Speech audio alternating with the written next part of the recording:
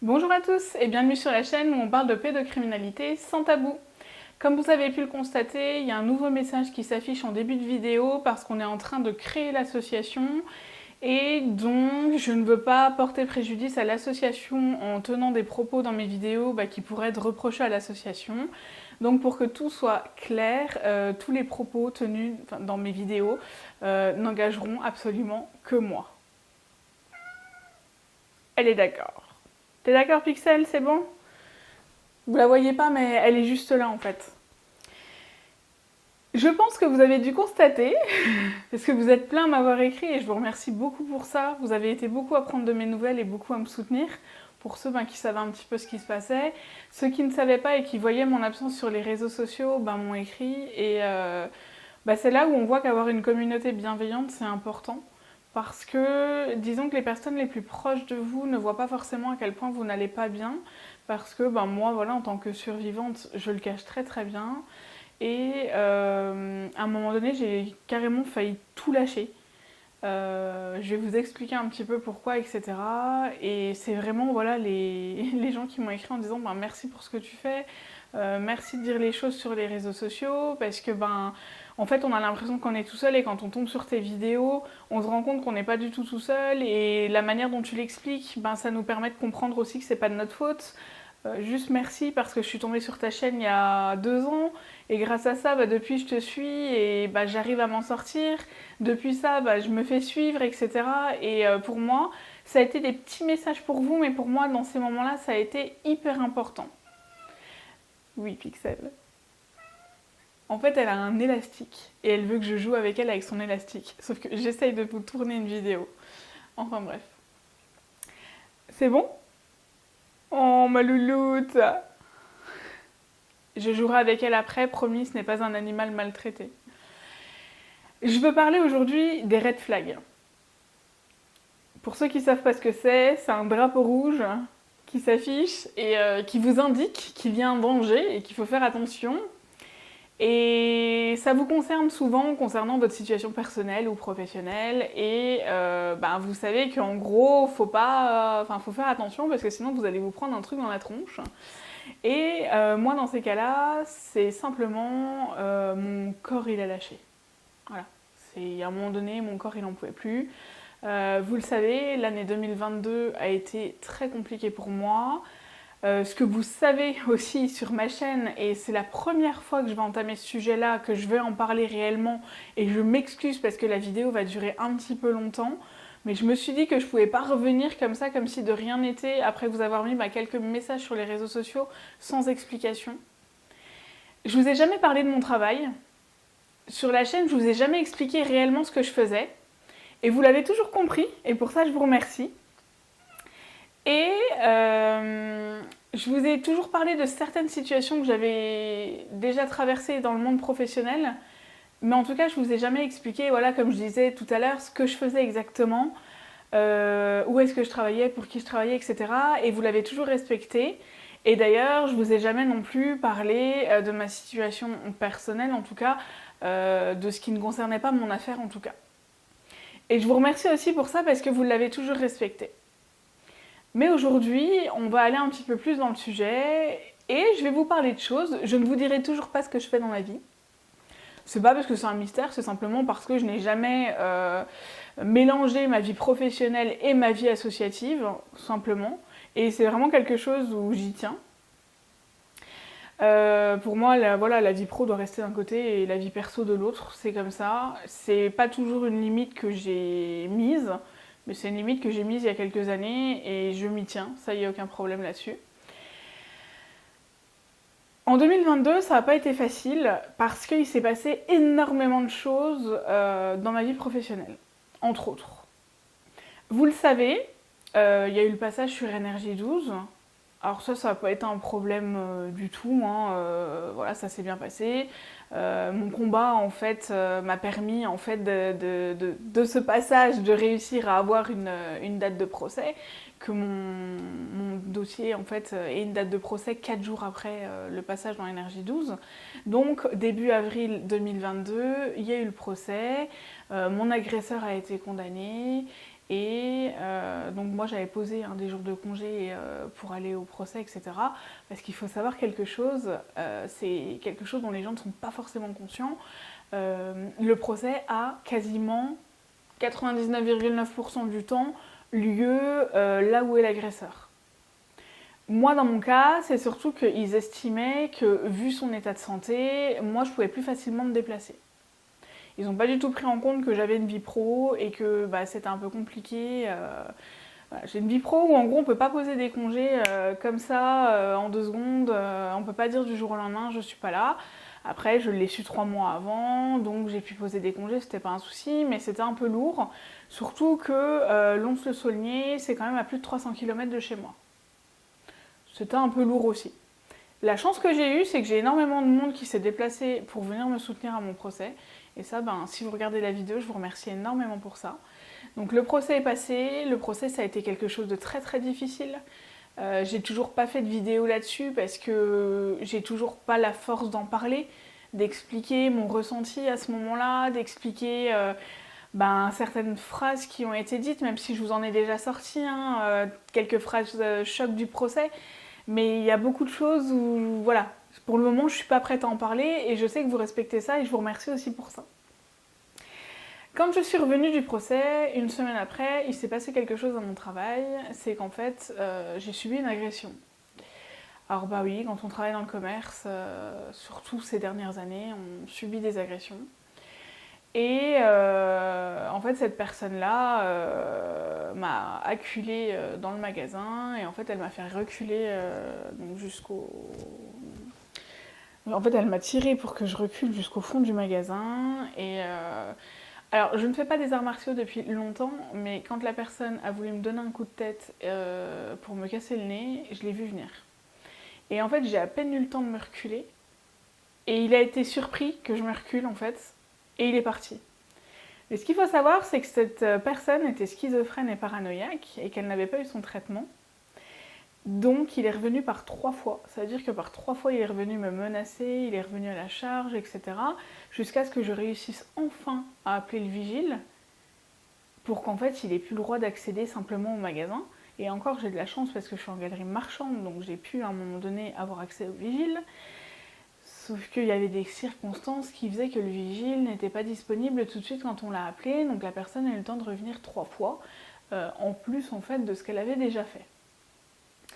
Ça a été un truc où j'ai appelé ma direction et malheureusement à ce moment-là il n'y avait pas grand monde à la direction et heureusement voilà, le grand patron s'est déplacé, il a compris, on a fermé le magasin pour la journée et en fait quand je suis revenue carrément pas l'esprit tranquille et en fait je suis revenue dès le lendemain en me disant il faut que tu reviennes tout de suite sinon tu reviendras plus et j'aurais pas dû revenir dès le lendemain. Je le sais parce que c'est quelque chose qui m'a marquée parce que cette personne-là est revenue mais plusieurs mois plus tard parce que ils lui ont interdit l'accès au magasin, ils lui ont dit d'aller ailleurs, etc. Sachant que c'était quelqu'un d'assez violent physiquement, il avait déjà agressé 2 commerçants au couteau dans le quartier, etc. Voilà, je travaille dans un quartier qui n'est pas forcément facile. Et à ce moment-là, c'est pas par rapport à ce que j'ai vécu, c'est qu'en fait il y a eu vraiment comme une cassure du fait que moi j'allais au travail, je me sentais bien là où j'étais et en fait là je me sentais plus en sécurité. Ça a été le premier red flag. Mais moi je l'ai pas vécu comme ça, je me suis dit c'est par rapport à ce que tu as vécu, du coup tu as peur, retourne-y dès le lendemain, si tu vas pas dès le lendemain, tu y retourneras jamais. Raisonnement que je revois quelques mois plus tard qui était complètement débile parce qu'en fait ce n'est pas du tout par rapport à ce que j'ai vécu, c'est qu'en fait la situation était dangereuse. Mais je me suis dit, voilà, par rapport à ce que tu as vécu, tu le vois autrement. Et en fait, non, pas du tout. Quand je revois la scène, je me dis, mais t'as vraiment eu de la chance, quoi. T'as vraiment eu de la chance qu'il te pète pas le nez. T'as eu de la chance parce qu'à un moment donné, il m'a dit, vous avez de la chance d'être une femme. Et en effet, les 2 commerçants qu'il avait agressés étaient des hommes. Ouais, je pense que j'ai eu de la chance d'être une femme, pour une fois, et de m'être reculée et qu'il m'ait pas pété le nez. Ensuite, donc ça c'était au mois d'avril, il y a eu d'autres événements, ça s'est pas arrêté là, mais pas avec la même personne. Disons que en ce moment, ou en tout cas, dans l'année 2022, moi, dans mon commerce ou dans mon quartier, avec les autres commerçants, on en a déjà discuté, on a vu une montée crescendo de violence envers les commerçants, hein, parce que du coup, je suis dans une galerie marchande, autant envers les caissières qu'envers la fleuriste, qu'envers la coiffeuse, etc. C'est vraiment une catastrophe. Mais moi, je me suis dit, voilà, c'est toi qui le vis comme ça par rapport à ce que tu as vécu. Alors, si vous êtes un survivant et que vous vous dites ça, genre, t'as mal compris la situation par rapport à ce que t'as vécu, red flag, les gars. Mais vraiment. Parce qu'en fait, si vous vous sentez en danger, c'est qu'il y a un réel danger. Mais moi, je me suis pas écoutée une première fois. Ensuite, 2 mois plus tard, il y a eu un autre incident, mais pas avec la même personne, donc avec une autre personne. Et ce monsieur-là, en fait, voilà, il est rentré dans mon magasin, mais en trombe. Et je vais le voir, je lui demande si je peux l'aider. Et en fait, à ce moment-là, il me regarde, puis il me fait comme ça. Et là, je comprends qu'en fait, il veut me mettre un coup de poing. Et je me dis, oula, et je me recule. Et là, il voit que je me recule. Et en fait, du coup, il sort du magasin aussitôt en trombe que ce qu'il était rentré. Si bien que sur le coup, je me suis dit, il m'a volé quelque chose, c'est pas possible. Et en fait, non, il avait rien volé. Mais 2 mois plus tard encore, il est revenu. Enfin, 2 mois plus tard, c'était 3 mois plus tard. Parce que j'ai encore la date en tête pour vous dire à quel point ça choque quand même. Il est revenu le 12 août. Et j'étais avec une cliente à ce moment-là. Et en fait, quand il est rentré dans le magasin, il était très calme. Mais d'un calme où vous savez que le mec, il est déterminé. Il m'a regardé, il m'a dit, toi, tu t'assieds, tu te tais. J'étais avec une cliente. Et la cliente, il lui a fait signe de s'asseoir aussi. Et la cliente, en fait, elle s'est mise à pleurer en face de moi. Parce qu'elle a très très bien compris ce qui se passait. Et moi, je lui parlais. Et en fait, elle avait juste les larmes qui coulaient silencieusement. Et donc, le mec, il a volé ce qu'il voulait voler. Et il est reparti. Je crois que de mémoire, enfin moi, dans ma tête, ça avait vraiment duré 30 secondes. Et je crois que sur les caméras de surveillance, on voit que ça dure 3 minutes, si je me trompe pas, ou 1 minute. Je sais même plus. Mais la cliente n'a pas su quitter, dans le sens où elle n'a pas pu, plutôt, c'est le meilleur terme, quitter le magasin tout de suite après. Il a fallu que je la rassure pendant une bonne demi-heure. Et puis on en a discuté, etc. Et elle me disait, mais je sais pas comment vous faites. Et en fait, comme à ce moment-là, moi, j'étais vraiment occupée à rassurer la cliente, j'ai pas du tout pris en compte mon traumatisme à ce moment-là. Je me suis dit, pareil, bon, tu vas porter plainte, parce que quand il se passe un truc comme ça dans les magasins, on va porter plainte. Donc si vous saurez, hein, si vous voulez agresser un commerçant, il y a des plaintes. Et je me suis dit, bon, demain matin, tu vas porter plainte, et ensuite tu reviens au boulot l'après-midi. Quand je suis revenue au boulot l'après-midi, tout le monde était déjà choqué que je sois pas là le matin, les gens ont appris ce qui s'était passé, etc. Parce que y avait eu des témoins. Et pareil, red flag, je me sentais pas du tout bien dans le magasin, pas du tout en sécurité, etc. Mais j'ai voulu continuer à gérer, puisque pour moi, en fait, il fallait que je continue à gérer, il fallait que je continue, voilà, en gros, c'était par rapport à ce que j'avais vécu. Vous voyez, cette phrase qui revient tout le temps, c'est j'ai mal interprété par rapport à ce que j'avais vécu. En fait, non, je vais voir plus tard que j'avais pas du tout mal interprété. Et début décembre, il s'est encore passé un événement avec un autre groupe de personnes. Alors si vous vous demandez si j'attire les problèmes, parce que c'est une question qui m'a été posée, indélicate certes, mais elle peut se poser, hein, si vous voulez on peut y répondre. Non, je n'attire pas les problèmes, je suis simplement dans un quartier qui craint. Et vous avez des gens qui cherchent à voler, qui se droguent entre autres, donc souvent on n'a pas affaire à des gens forcément très lucides non plus, quoi. Et là, ils étaient un groupe de 4 ou 5. De mémoire, ils étaient 5. Et en fait, c'est un groupe où ils n'ont même plus le droit de rentrer dans le magasin, dans le grand magasin en lui-même, parce qu'ils ont déjà volé. Et en fait, ils ont une telle ardoise dans ce magasin-là qu'ils n'ont même plus le droit de rentrer. Et ils ont commencé par menacer la fleuriste, donc devant la vitrine de son magasin, etc. Parce qu'en fait, ils ont essayé de lui voler des plantes. Et elle ne s'est pas laissée faire. Donc ils ont commencé, voilà. Et ensuite, ils ont commencé à me parler à moi en disant bah, pourquoi tu nous regardes, nanana. Alors que moi, à la base, quand elle m'a dit ça, j'étais en clientèle. Hein. Donc je regardais devant moi et la nana, je l'avais même pas vue. C'est-à-dire que si elle ne m'avait pas parlé, je n'aurais pas regardé à ce moment-là. Et en fait, quand ma cliente est partie, j'ai fermé mon magasin. Je suis allée voir la fleuriste pour lui demander si ça allait bien. Et elle m'a dit non, ça va pas. Elle m'a dit je me sens pas bien, on est en hiver, il va bientôt faire nuit. Et il faut savoir un truc, c'est que comme nos magasins donnent sur un parking, quand il fait nuit, nous on voit pas les gens, par contre les gens ils nous voient. C'est-à-dire que nous, avec les restrictions budgétaires, le fait que le parking soit éteint et que on n'ait plus le droit de mettre les spots au-dessus, etc. Et que déjà mes spots à moi personnellement n'éclairent pas très bien. Vous voyez la personne quand elle est à 5 mètres du magasin, voire 3 mètres. En gros, vous voyez vraiment pas grand-chose. Et du coup, moi je finissais à 18h, elle finissait à 19h. Et en fait, à partir de 16h, 16h30, il faisait nuit. Et nous, on les voyait plus. Par contre, eux, ils nous regardaient. Puis on les entendait. Donc on les entendait nous menacer, on les entendait nous dire des choses. Par contre, on les voyait plus. Alors je peux vous dire que c'est quand même assez... c'est un stress. Mais moi, sur le coup, je m'en suis pas rendu compte. Je me suis dit, il faut que tu arrêtes de faire ta flippette. Enfin, il y a un moment donné, stop quoi, Anna. Arrête, raisonne-toi et tout. Mais avant de partir du boulot, parce qu'il faut savoir que je suis restée les portes fermées tout l'après-midi du coup, avant de partir du boulot, je suis quand même allée voir en face ma collègue fleuriste, savoir si elle allait bien. Elle m'a dit oui, je vais bien, t'inquiète pas. Et je suis allée appeler le vigile en lui disant écoute, j'aimerais bien quand même que tu fasses la fermeture avec elle. Alors ouais, c'est pas son boulot, hein, parce que lui, il est pas là pour nous à la base, il est là pour le grand magasin. Mais en fait, je suis partie du boulot et j'ai réalisé une fois dans ma voiture que j'avais qu'une envie, c'était vraiment de partir, de rentrer chez moi. Et quand je suis rentrée, j'ai dit à Simon, je me sens enfin en sécurité. Et ce week-end-là, parce que moi je travaille le samedi vu que je travaille dans le commerce, donc pour moi un week-end est un dimanche-lundi. J'avais pas dormi. Et en fait ça faisait déjà depuis le mois d'août que la dernière agression s'était passée, que j'avais des maux de tête, que j'étais très stressée, que je dormais plus bien la nuit, que j'avais des telles migraines ophtalmiques qu'à un moment donné, au mois d'octobre, j'ai perdu la vue d'un œil.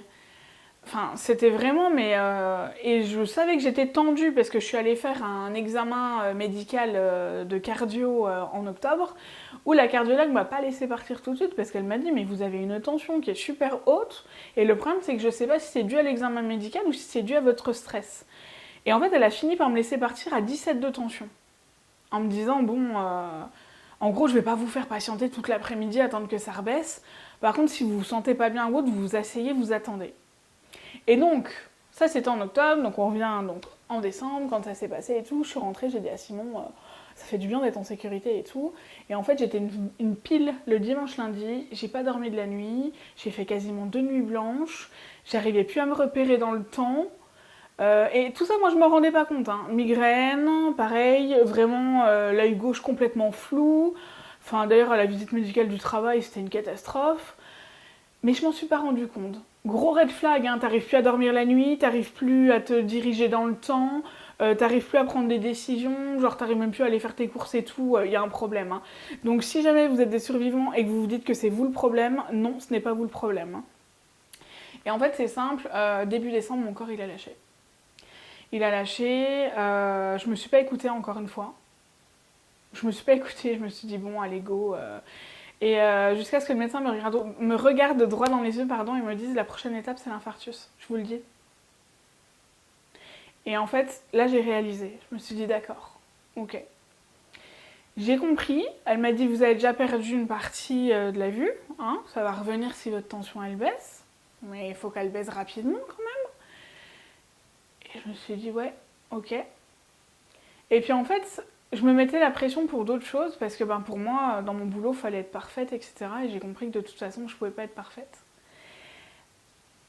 Et ce que je veux dire dans cette vidéo, parce que vous devez vous demander où je veux en venir en vous racontant tout ça, c'est simplement que quand vous avez des choses comme ça qui se passent et que vous avez l'impression de mal sentir les choses, écoutez votre instinct.